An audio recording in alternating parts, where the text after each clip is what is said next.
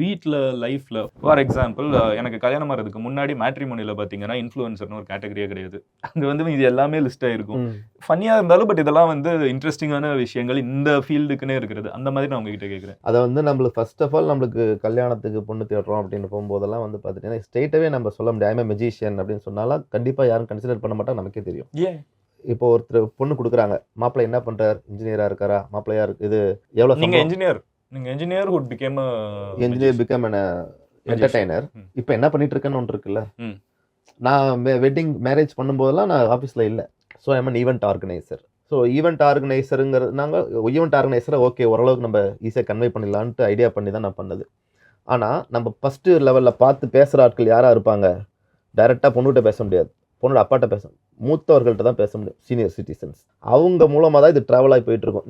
Relative சர்க்கிளாக இருந்தாலும் சரி, எதுவாக இருந்தாலும் சரி. அதில் நிறைய ஃபன் மூமெண்ட்ஸ்.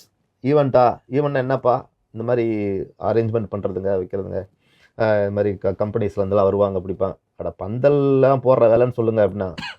ஏன்னா அவங்க அன்எஜுகேட்டட், அவங்களுடைய ஸ்டைலுக்கு தகுந்த அவங்க பார்த்த ஈவெண்ட்ஸை பேசுகிறாங்க. அவங்க பார்த்த ஈவெண்ட்ஸ். ஏன்னா வில்லேஜ் ஸ்டைல், வில்லேஜ்னு சொல்ல முடியாது. ஸோ நான் வந்து திருப்பூரில் தான் எனக்கு மேரேஜ் பண்ணது. அதுக்கு தகுந்த மாதிரி மீடியேட்டர்ஸ் நிறையா இருப்பாங்க.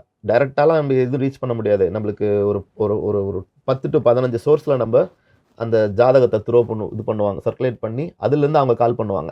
ஸோ அவங்க மூலியமாக தான் லிங்க் நமக்கு கிடைக்கும். ஓகேவா? அது ஒன் ஆஃப் த பெரிய சேலஞ்ச் தான். அது ஃபஸ்ட்டு நம்ம இவரை கன்வின்ஸ் பண்ணணும். யார்? அவர் மீடியேட்டரை கன்வின்ஸ் பண்ணணும். ஆர்கனைசர், மேரேஜ் அசம்பிளர், கரெக்டான எடுத்துன்னு கேட்டு முடிச்சுட்டு அவரை கன்வின்ஸ் பண்ணி அவருக்கு முதல்ல புரிய வச்சு அவர் என்ன பண்ணுவார், அவங்க அந்த சைடில் வந்து வேறு மாதிரி இன்னும் பாலிஸாக சொல்லுவார்.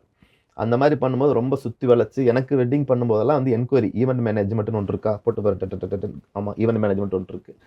அப்புறம் வந்து அது வேறு சோர்ஸில் செக் பண்ணுறாங்க. என்னோடய ஃபேஸ்புக் ஐடியெல்லாம் வந்து பார்த்து ஃபேஸ்புக்கில் என்ன பண்ணுறீங்க, இது பண்ணுறான்னு சொல்லிட்டு. அந்த டைமில் வந்து ஜீ தமிழில் இந்த ப்ரோக்ராம் போயிட்டு இருந்தது. ஜீ தமிழ் வந்து தூள் அப்படின்னு ஒரு காமெடி ஷோ. அதில் வந்து பர்ஃபார்மராக பண்ணிட்டு இருந்தேன், நாட் ஆஸ் அ மெஜிஷியன். அதில் வந்து ஒரு காமெடி ஷோ, அதில் பர்ஃபார்மராக பண்ணிட்டு இருக்கேன். ஸோ அவங்களுக்கு என்ன கான்ஃபிடென்ட் வேணும் அப்படின்னா, ரைட்டு காப்பாற்றிடுவோனா அப்படிங்கிற ஒரு confident. So the got a confident வந்தது. ரைட்டோ கல்யாணம் பண்ணியாச்சு, முடிச்சாச்சு. சூப்பர். இப்போ ஜேர்னி ட்ராவல் பண்ணிட்டு இருக்கோம் ஸ்மூத்தாக. நைஸ்.